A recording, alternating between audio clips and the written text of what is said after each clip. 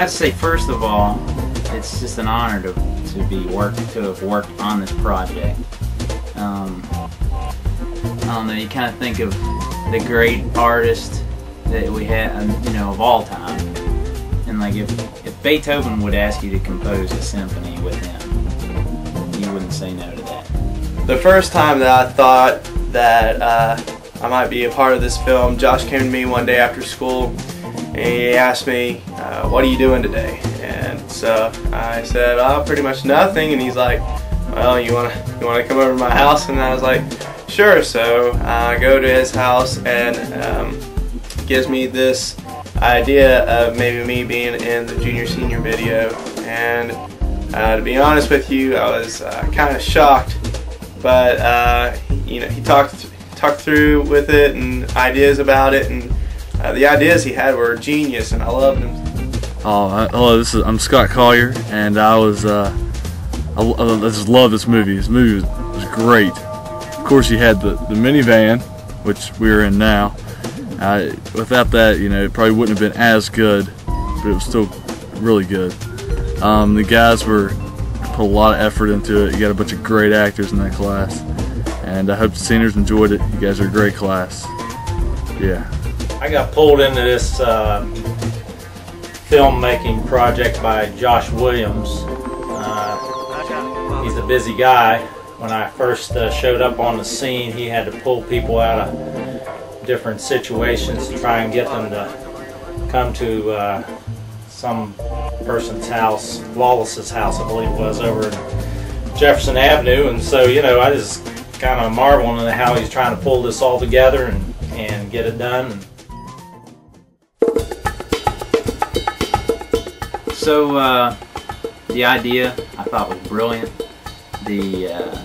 Just the flow of each event, and I kind of, as I helped to film this, I was learning the way the events would take place with each day. Like a week would go by before I'd find out what the next part of the film really was. Until I saw it, I didn't even know how it was all going to fit together. So that was real cool. Instantly we started thinking of ideas on how we were going to pull this off, and the first thing we started working with was the fight scene towards the middle of the movie when me and Josh fight with bow staffs.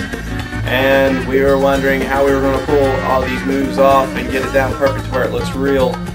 And so we watched movies and different films on how they fought with their choreography, and so we thought, you know what, I think we can pull this off. So we went outside and we got volleyball net poles out in Josh's backyard by a tree, and instantly we just started coming up with these crazy ideas on moves we can do.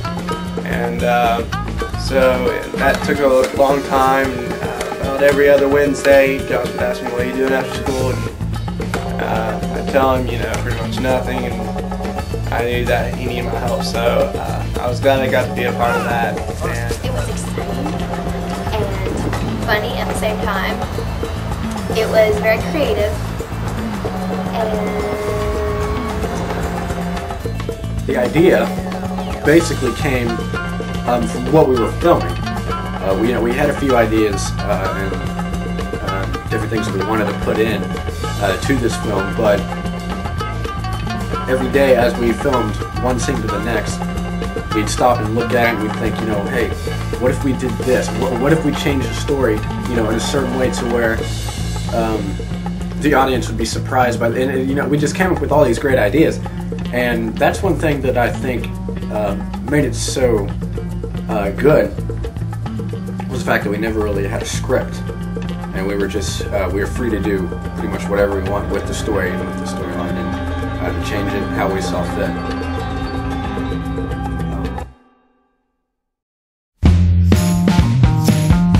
I think my part affected the movie a great deal because I was the family that Josh was trying to rescue. That was pretty much the whole plot anyways. And I'd say the one thing that was absolutely fantastic about the entire thing was the house, which most of you all saw towards the beginning of the film. And as you saw, pretty much went nuts on that house and everything inside of it, as it did everyone else. Probably one of my favorite parts of this film was probably the car chase and running into the park and finally getting to do the bow staff fight. We did this about 3 different times. We couldn't get it down right with Scott Collier being chased by Josh, and it took us about 2 or 3 times. We'd circle the block trying to get this one shot down perfectly, and we would, when we finally did get this pulled off, you know, we would round to the park, and then out of nowhere I'd pull out these 2 bow staffs, and me and Josh start fighting. If I could have spent the day in that house with some type of mallet in my hand the whole time, I'd have been the most satisfied human being on the face of planet Earth. One of the funny things that happened during the filming when we were over at Lawless's house is while we were getting ready to tape, and I think we were in the process of even taping at this time, the dog started barking in the background. One very interesting moment that we encountered was the scene where we were throwing the TV through the window. Of course, we could only do that once, and so we had to make sure we got as many camera angles as we could. But what we ran into, of course, I mean logically, is you can only have cameras in so many places without another camera being in one of the shots. And what made it even more difficult was the reflection off the window. Because after the window was broken, it wouldn't matter, but before that, we were at a certain angle able to see the camera in the reflection of the window. So Josh was able to come up with some solutions for that. I kind of pitched in some of my advice, and it seemed to work out pretty well.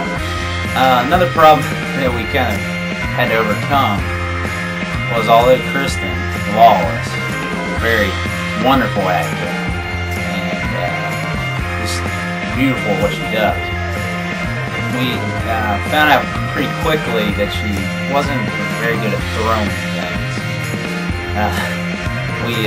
The scene where she has just discovered that, just seen the people, the villains, pass the window, and they're coming in, and she's gonna throw this beer bottle at them. We had to film that probably 3, 4, 5 times just to get a good throw from her. One hit the window and actually broke. Luckily, it was a smaller section of it because we had yet to throw the TV through the window. The bottle was shattered and the curtains for that idea. And if you were to take the video and slow it down somehow on your TV, you would clearly see that even the final cut, the bottle comes absolutely nowhere near hitting him in the face. But we managed to make it work anyway. And besides that, when someone has that good of acting ability, you overlook things like that. They're just minor. Jed Horton got flipped over that table. I thought that was really cool. I found out later that that wasn't any real stunt thing. That was for that was for real. We thought maybe they thought it might have broke his arm. So